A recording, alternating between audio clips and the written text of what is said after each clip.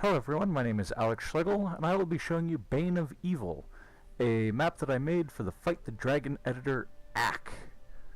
Now, as you can see, it's a rather simple level, not a whole lot to it, some basic set design, and in the past I've been using rather complex editors and using strategic games, such as Company of Heroes 2 and Age of Empires 2. So, in the past, I've been told that I needed to work with balancing. And this editor helps instill balance in the fact that it will not let you load a map unless you have a certain ratio of loot boxes to enemies and then enemies to level. So it is very, very balance oriented. Now, if you run through the game, you'll notice that some maps are a little unbalanced. However, I wanted to try and break that stigma.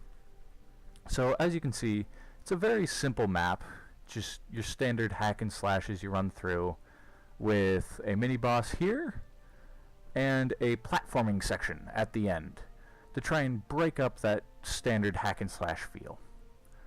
Now if we run through it real quick.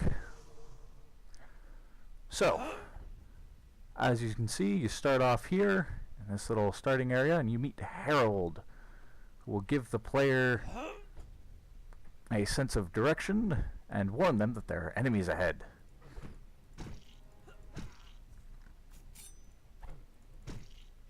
Now, Fight the Dragon ramps up its loot system with every enemy that you kill. So if you slaughter everything and then go back and grab all the chests, you'll get better loot.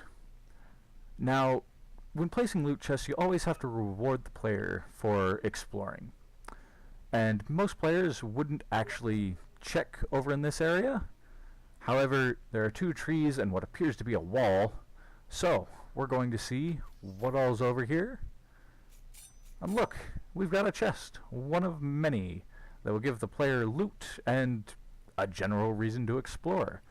This will instill thought of exploration, and intrigue that the player will draw off of.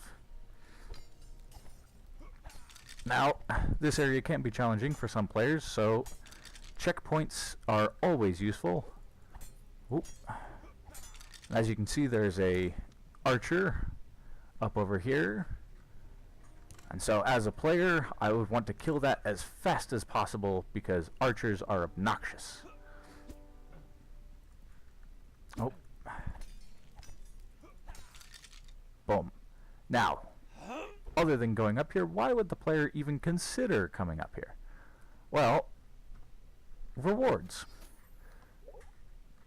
Now, I don't play mana using characters, but mana potions are always useful. Now we'll heal real quick and continue on.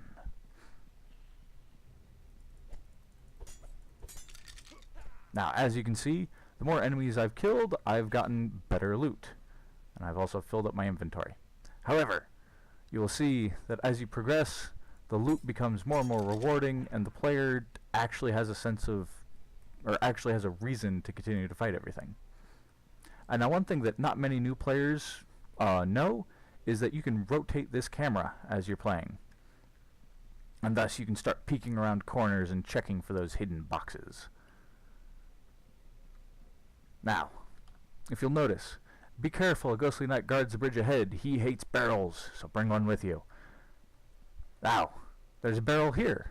So, what the player would potentially do, and how I had designed it, is go up here and grab the barrel. Whoops. Now, once again, there's also another chest, also giving incentive for the player to actually come up here and grab the barrel.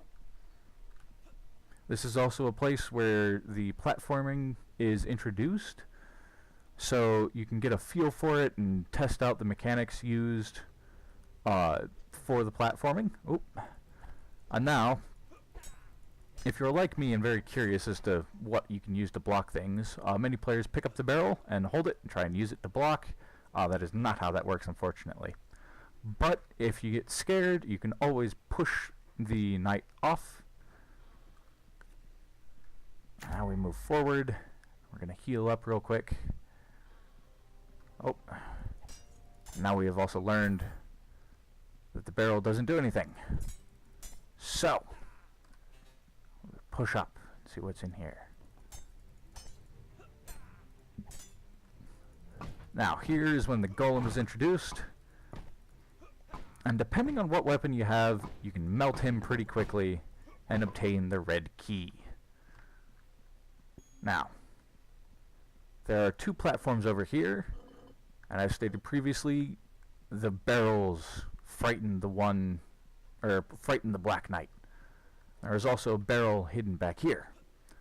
So, if the player did not bring the barrel with him, he would have to run all the way back to that platforming section so that he could grab the barrel and put it down on these pressure plates.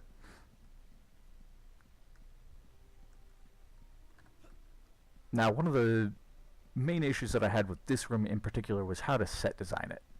And Fight the Dragon gives you a lot of really nice items, such as these flags and fireplaces that you can set around and try and make the room look more lived in. And you also get clocks and shields, bookcases. All of these things are necessary to make a good or a well set designed level. As you can see, I beat that boss, so I now have the ability to pick up a rare axe, and that has dropped quite often now that I've added in more enemies.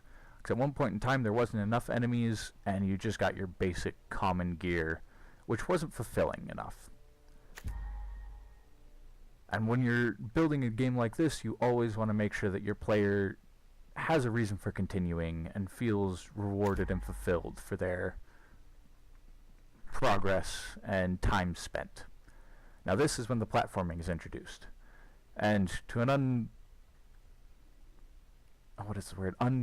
unbeknownst to the player, this section wouldn't really make sense without being told to jump.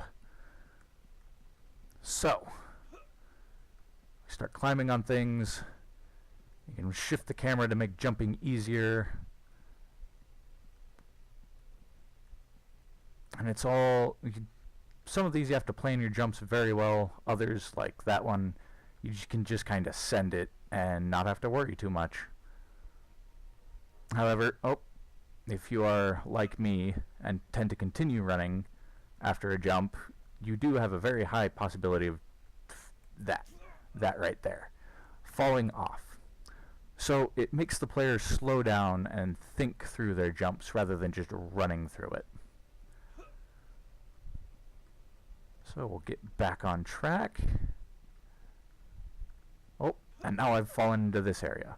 Oh, I can either progress here, or I can go to this block right here and climb back up. So you always want to make sure that with jumping areas and platforming areas like this, that you have ways back up. Otherwise, your player is going to get stuck and have no alternative other than to jump off the side of the map.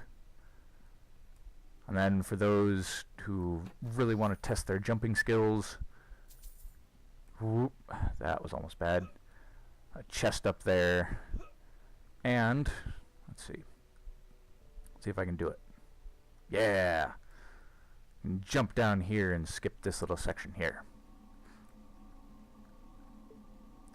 So with this map, I set it in a forest and swapped into a castle environment. And it was very interesting trying to do so, and trying to blend these two together. With the well outside, it led to a more humanized area rather than just this untamed forest. And one very, very interesting item that not many editors have is these VFX, which let me add in those leaves to make the area feel more foresty and try and set a tone. So, there is Bane of Evil. Hope you guys enjoy it. Once again, my name's Alex Schlegel, and I'll talk to you guys later.